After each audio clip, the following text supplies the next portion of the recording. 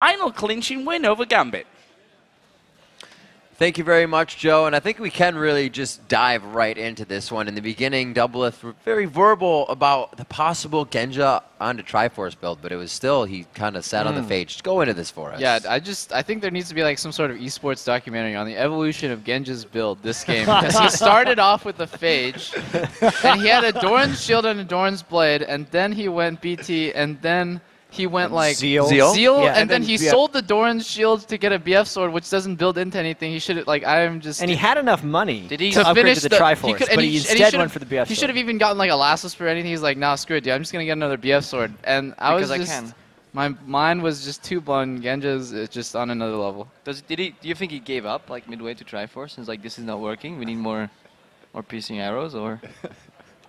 Honestly, I don't try to get inside. I don't want to bash Genja because he might actually have, but it's really hard to see what his intentions were. I have a feeling he just got lost in his build. Because Varus, like a lot of people, yes, Varus is a cost and he will get a lot of those Sheen procs off in theory, but then Varus will stack his passives procs and then pop him with a spell, and then usually he's out of range for Sheen procs.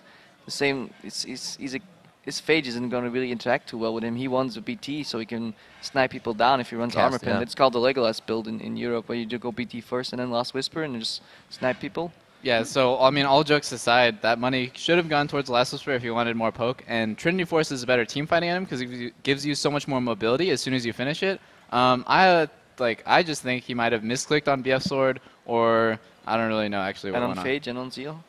Yeah, all those misclicks.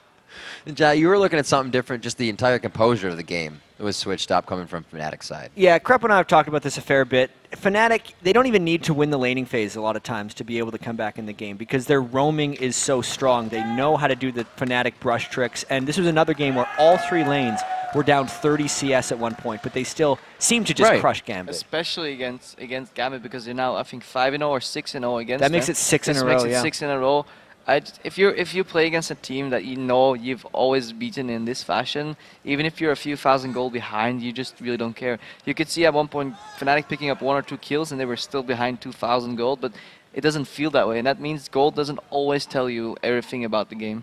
I mean, I don't necessarily agree that even if they lose all 3 lanes that they're in control of the game. I think that snowballed from the just absolutely dirty play that XPK made on Alex Ich. That really turned mid lane around, and you saw XPK make a lot of plays afterwards, you know, like leading his team in the charge of like Dragon, making picks, stuff like that. That they still have the confidence even when behind, it just shows you that they're really in the zone right now. Yeah, that's true. Yeah, I mean, their composition was great, too, for setting up that picks, and they really allowed XPK to succeed. We can see a 17-1-3 disgusting scoreline after that game. It was funny, too, because we were sitting here and we're close to the player rooms, and, of course, Ozone are Fnatic's #1 fans right now because they kept them in the tournament at this point, at the very least. You know, they needed Fnatic to win. And during the game, Imp came up to me and Krepo, and he just said, XPK is God, with the biggest grin on his face. This little guy with his big glasses walking around so happy. Like, even though they lost, it was legendary to see. XPK spreading the joy, but not for some. So right now, let's see how the standings look after the first game of the day. With their win, Fnatic locks down first place in Group B, and more importantly, a spot in the quarterfinals. Yeah, so Gambit is still sitting in second, but because of their loss, the winner of our next matchup